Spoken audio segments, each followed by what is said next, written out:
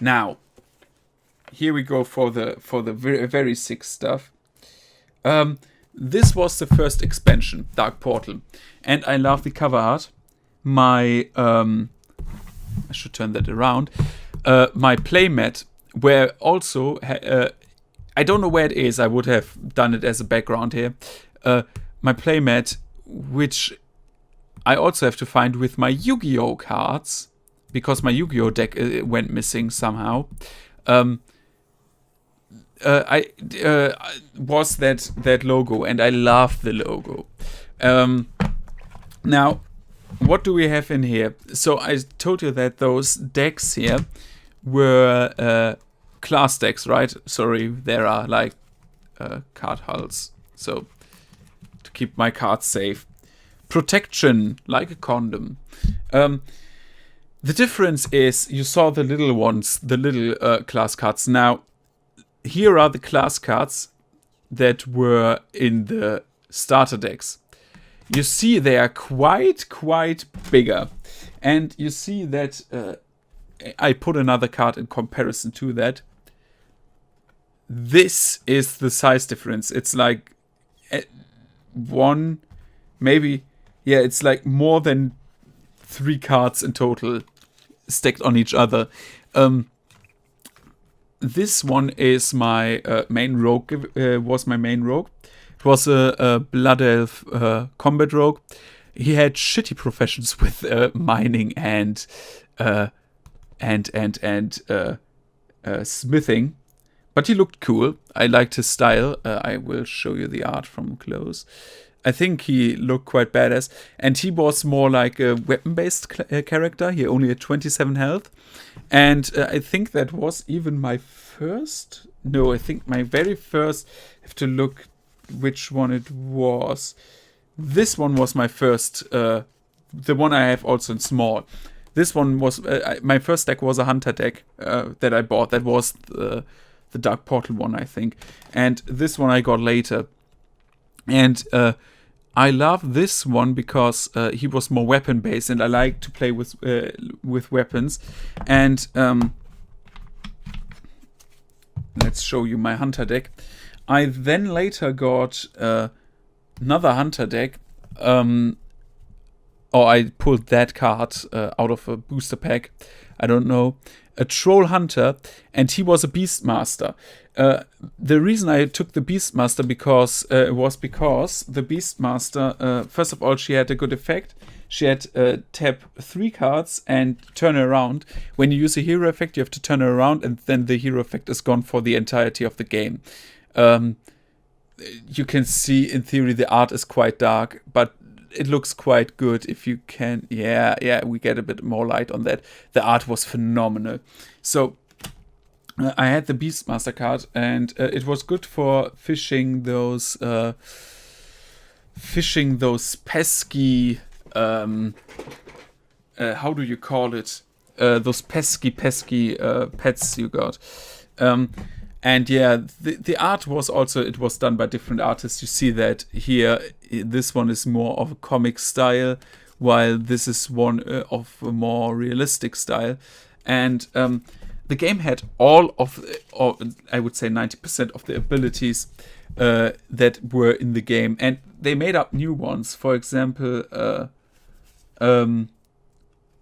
Arcane Sting, that was a new one. That was like a multi-shot with arcane missiles.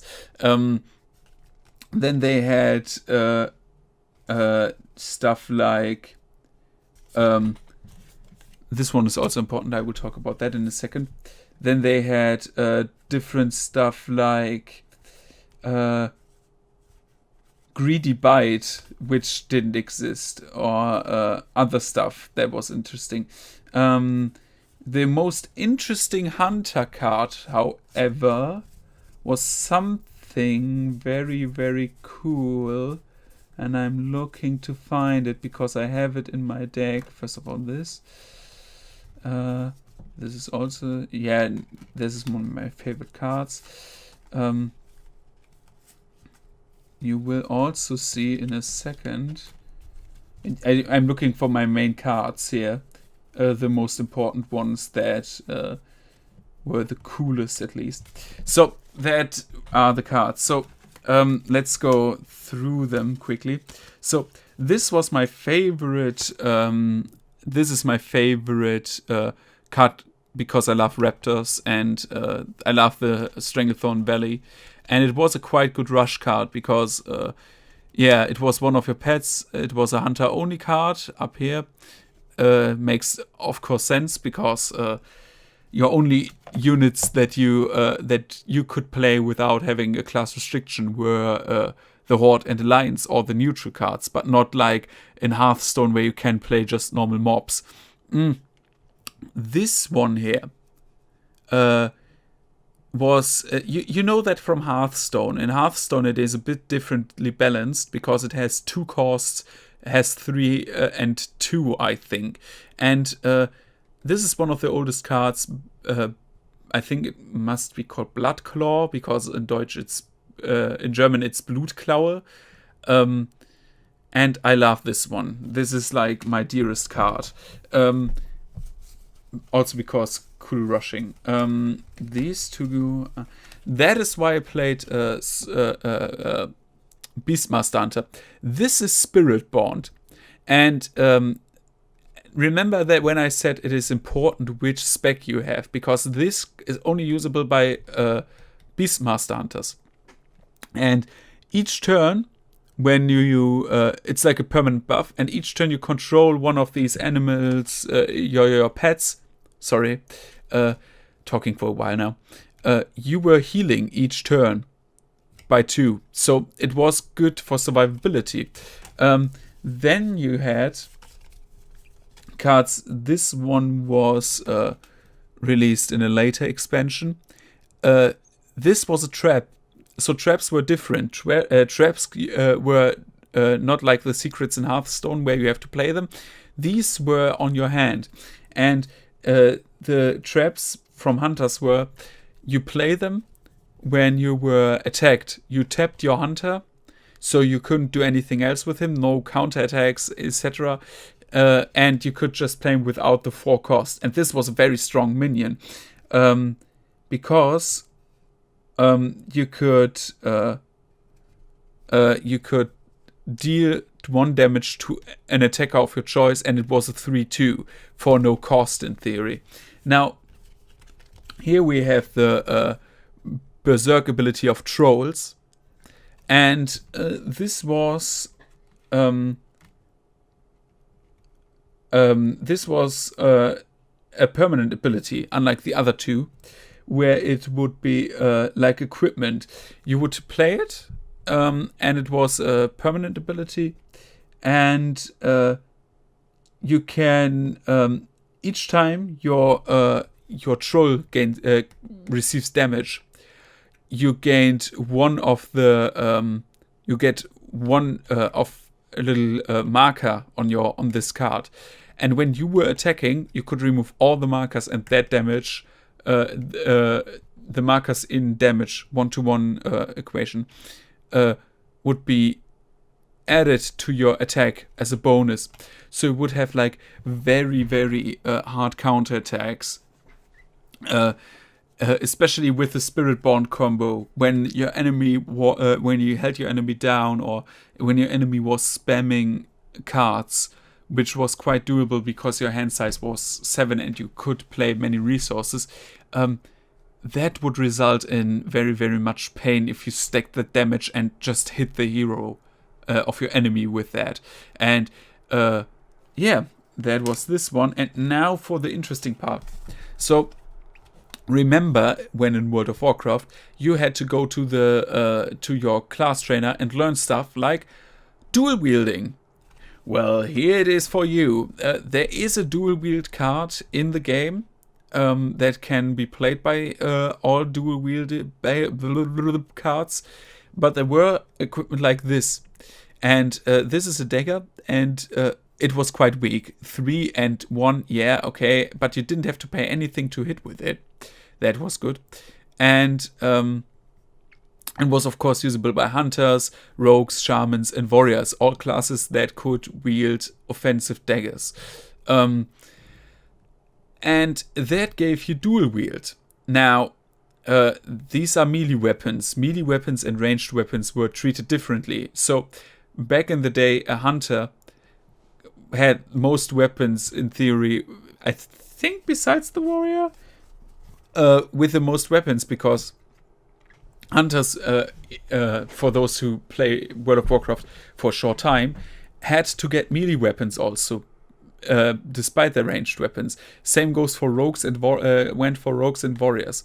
Now, you can have one melee weapon, but that dual wield allows you to get two. Now we have double barrel, I would say, would be called in English. In German, it's Doppellauf. And double barrel gave you dual wield on ranged weapons. I heard, I can be totally wrong, but that was a rumor back in the day, that marksman hunters had the choice, like the Titan grip of the warriors, that marksman hunters could get this ability and run around with two ranged weapons, with a malice, of course. But this ability flat out gives you dual ranged wield. So with a Beastmaster hunter, you just played two good bows, one that, in the best case, gave you a bonus to your pet, and you just went apeshit with those. So we have also that covered now. That was like my main hunter deck. I'm still looking for the rogue deck. Maybe someday I can show you that, because that was also quite cool. It was an interesting deck. But then I have also my alliance deck, which I used rarely, which was a warrior deck. I had also an alliance paladin deck. I don't know where those are. If I find those, I will show them to you some other point, if you are interested, of course. And this is my I think dwarven warrior. And warriors, yeah, I try to work around with more weapons. And the fun part is that those ability cards, the art was used for the for Hearthstone for unit cards sometimes. It was a very sturdy deck. I sadly didn't have the possibilities to gain the stuff I wanted to gain. Like, I went with much armor because I wanted to make the warrior himself sturdy and hit hard with the weapons and make him less reliable on the other units. But I'm looking for this card.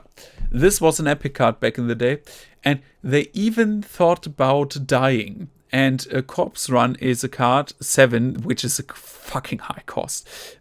Corpse Run gave you an effect that when a card was destroyed during my turn, I got it back on my hand at the end of the turn. So what I did was I played cards that were healing myself, healing my warrior. And those cards, for example, the priest cards, I can look for the old bitch. I think this one.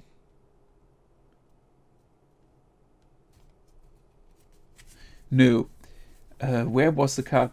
I had a card, I don't know which one it was, that had on summon an effect that heals me. Was it the Aldor chick?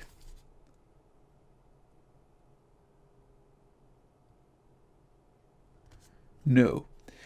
Right, Eldor cards, right, they had Inspire. Inspire was more for hero-focused decks. Inspire was you can ready your hero each time your opponent's turn was. No, I don't find that card. Maybe I sorted it out at some point. The idea behind the Corpse Run was that you would play cheap healing minions and heal the damage of your warrior, and then try to get those cards back when your turn was. Like, just fill your hand with the cards you already used. Now, whoops. Alright, I wanted to go through these. A paladin, a warlock, a dwarf. This one was cool because he was a protection warrior, and he had good, he had quite good defensive ability. abilities because he got protector. This one was this one was a quite good board cleaner, because he had an effect like turn him around for 6, which was a good endgame ability. And by the way, this is all, if you see that holo thing here, each expansion had their own holo thing, and also it's like graved into that. Not important. He would destroy all enemies he damaged that turn. This one is a weird one because sometimes they didn't fit quite the art, because this is a arms warrior, and you know that arms warriors since classic used two-handed weapons, which is quite weird.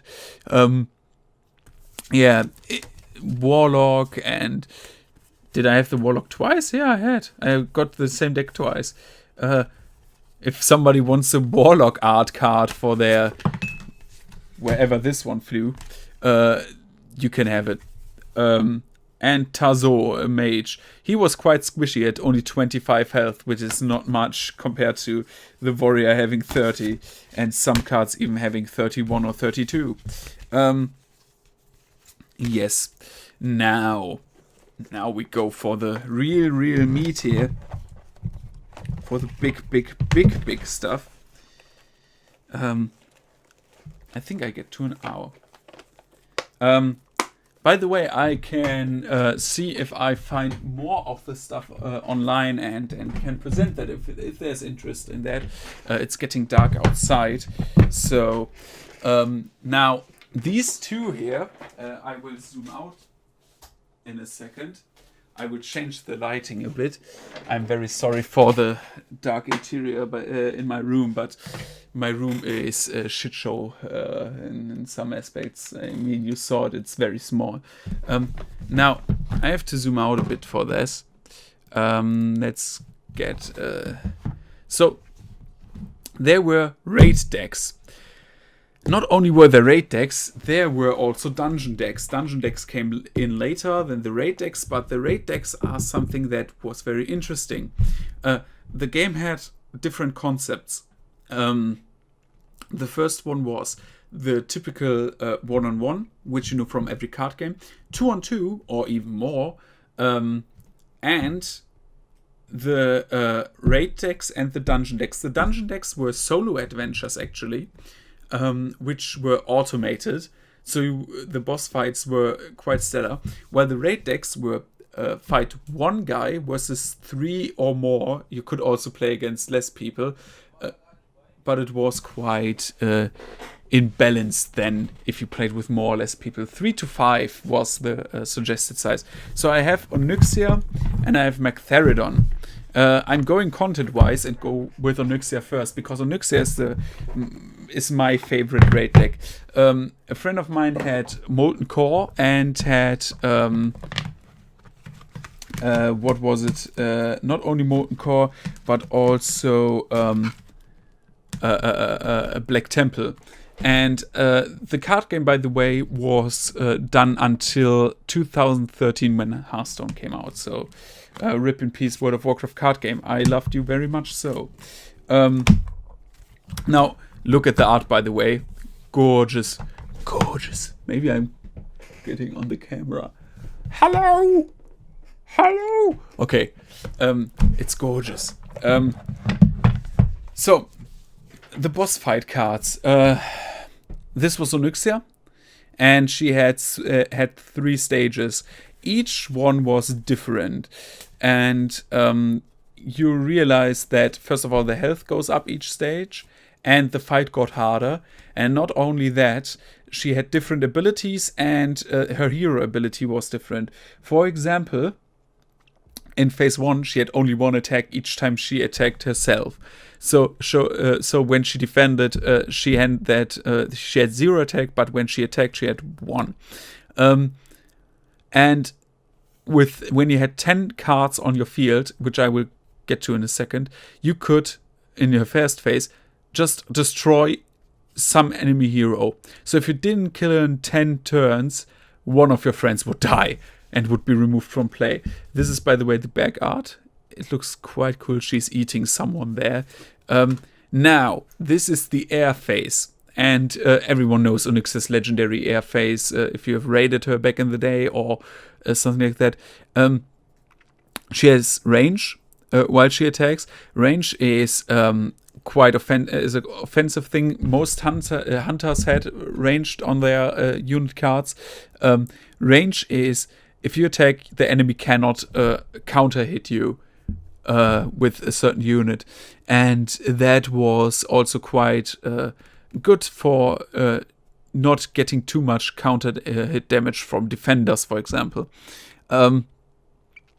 Onyxia in the second phase has 2 attack while she attacks, and she has a second effect where you only have to tap 2 cards, and you can put her whelps, 1 whelp card for each resource you control on the field. This is the backguard. There's dudes running away, people burning back there, and then when you kill that one, Stage 3 was Onyxia in her final stage, and she had 2 very simple effects. +3 attack, and after 20, if you can't kill all 3 phases in 20 turns, she has the effect destroy all enemy heroes. That is the end range of her. And I like how they kept the style of the entire thing close to the game. And Onyxia had 2 decks. Well, in theory, she had 3 decks. Maybe, if with luck, I can get on Tabletop Simulator at some point and play around of that with other people. She had like Stomp, and she could eat units and stuff like that. And she had abilities that were only usable during...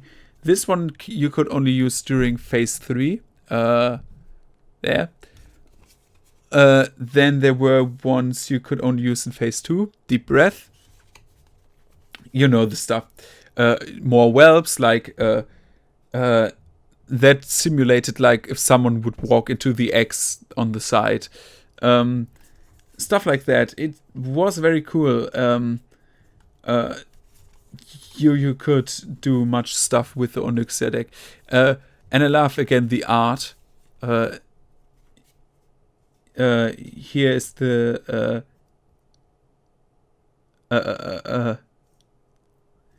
right, here are the... here's the egg card.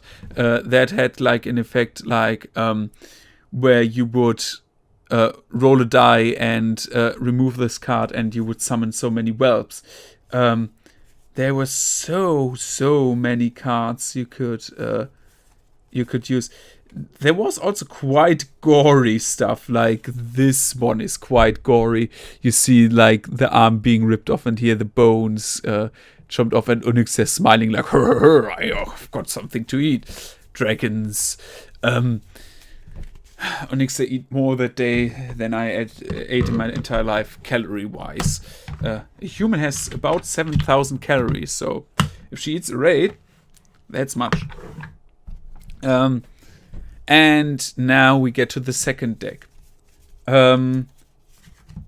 This one were her whelps. They are just like, yeah, look at those tons of whelp cards, because you need to spend the entire field with whelps. And the second one being this. These are the these were I don't know what the right word in English is, because it's also a German deck, but this was stuff that could happen during the raid encounter.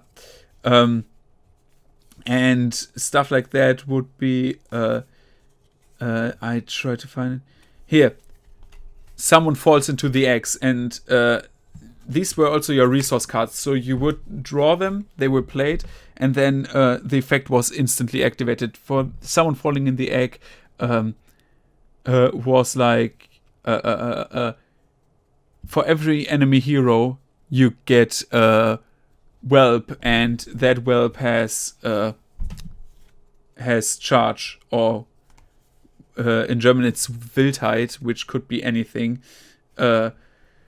So basically the same concept. I'm using Hearthstone terminology because I didn't play the game in English. I'm very sorry. Or feeding time.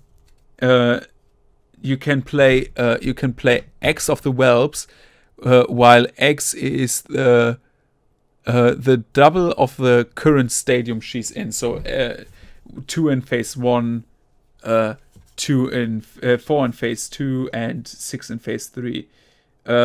Or stuff like every player draws 1 card. It's very diverse. It's just like, oh fuck, my raid fucks up and I die too and everyone dies. Onyxia was quite interesting. The deck was quite strong because of the enrage. So if you wouldn't have like an offensive deck, rush decks were quite good against Onyxia. But let's not talk about that for too long because we are at an hour already. And I need to present you Mechtheridon. Again, that was Onyxia. Onyxia was cool. Each raid deck, by the way, I'm looking for that card in a few minutes. Oh no, I think it is in here. This is Mechtheridon. Again, the art is gorgeous. Look at the art. It goes all the way back here. Sometimes I thought, well, why not copy it and put it up on my wall here? The Mechtheridon deck and the Onyxia deck, each raid deck, had these little boosters here. These were loot packs, and loot packs had rare cards in them. And in the instruction book for the loot packs, it said, hey, did you ever think about giving the other people who beat your deck first the loot pack?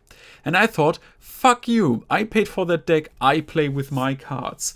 And if they are overpowered, they are overpowered. Now, here we have much of the shiny cards for very different classes. Here we have a ring card that gives your hero more protection. It is for paladins and warriors. Here we have a sash, mail armor sash for hunters and shamans. And here is one of the coolest cards, which I wanted to put into my in my Beastmaster deck, but I haven't done that. I don't know why. That is Mechtheridon's weapon, and Mechtheridon's weapon, the Gleave of the pit, has the effect your enemy hero has -5 health, so they would lose 5 health, while this card is on like you play it and your 25 HP hero went down to 20, which is sick, and it had 7 costs to play. It was fucking expensive, but just one tap cost to it with 5 damage, and that was quite good.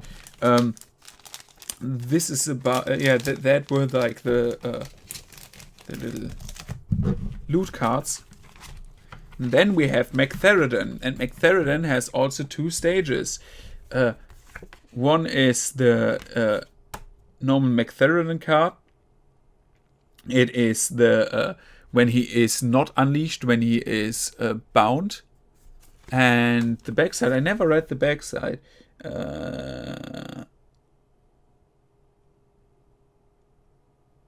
Okay. Right. Here, this one has like the effect. We're getting to that. This one also behaves much like the normal raid of Mechtheridon himself.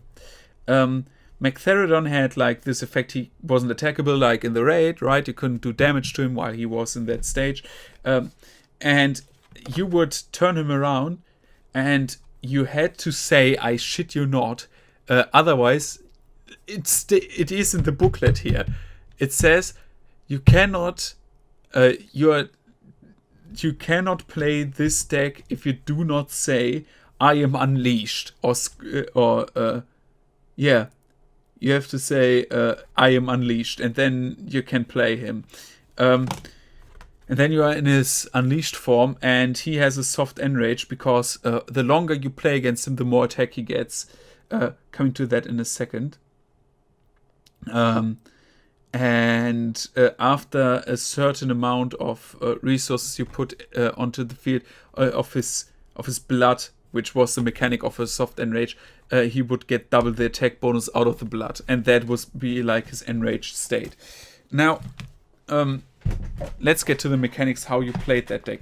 Again, Onyxia was 3 stages. If you remember, I said that. Onyxia was 3 stages. First one was normal duel with abilities against one strong unit. Second one was unit spam and high damage. And third one was a DPS race. So you had like this 3 phases.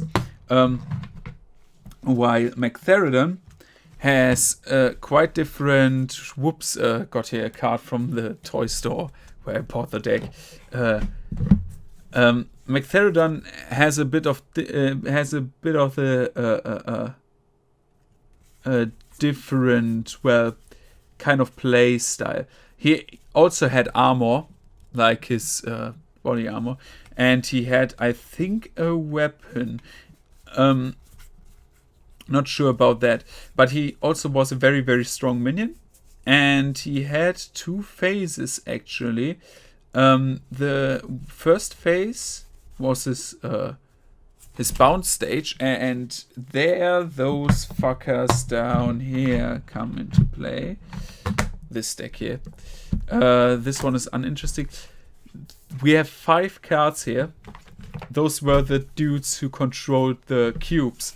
And the cool thing about those guys is, if we play them down here, they are lacking this side of the card. It is not important because this is like a mechanics card. You couldn't use that in any other deck except this one. And if we play them side by side, you would have to play them that way, by the way. Like with the Magtheridon fight. Oh shit, this is, I think, too tight down here. They each have even a different number there, so you would know how to sort them on the field. You had to play them this way because some units had like cleave effects, etc., and you couldn't play them the other way. In theory, it would make a difference because it actually, as you can see, oh shit, some cards fell down. It would do one picture, and each of them had, I think, a different effect. Even, yeah, two of them had different effects. Oh no, only the middle one had a different effect. I think so. No. Well, they were all quite different. They weren't the same. They had different effects, but stat-wise they were the same. You could easily kill them in one turn with for example, with my Hunter Rush deck, you could just go in there and kill this guy. He has only 4 health. Play a Raptor, buff him up, give him a charge, and you're done. And those had different effects. They had an effect to call one of these guys here. Of these Abyss guys. They were quite strong, 6/6s, if you remember those. And they had also, when they died and you unleashed Magtheridon, then the raid mechanic came into play. And the raid mechanic was, first of all, there was this room here. This was the most important part, because if you remember the Magtheridon fight, you had to control those cubes here. These ones, 5 at a time, and they had an effect. I think it was right.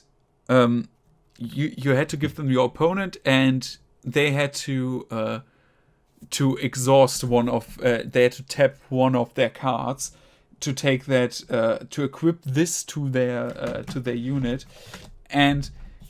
This card, the Magtheridon's Chamber, had 2 effects. First of all, when it was on cooldown, it had a cooldown phase. and a Nova phase, which looked like this. The Nova phase had the effect when those dice were not, or cubes, or however you want to call them, were not equipped to any of the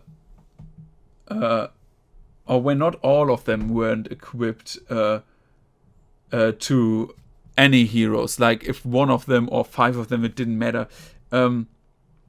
weren't equipped to any of the heroes or of the allied cards that you could have, then you would deal, you can see that really, 10 damage to all enemy heroes and allies. So it would definitely be like a clusterfuck, because if you wouldn't have many units to take those cubes, then you would end up in a circle jerk of, you haven't enough units to take those cubes, and then they would get killed off, because 10 damage is enough to kill any unit in the game, I think.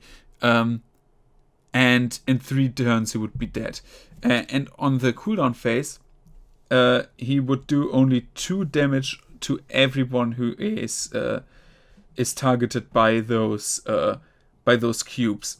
So and then you would turn it around on the next turn. So you would always flip this thing around, and it would just be like, yeah, 2 damage, okay, and then you would negate.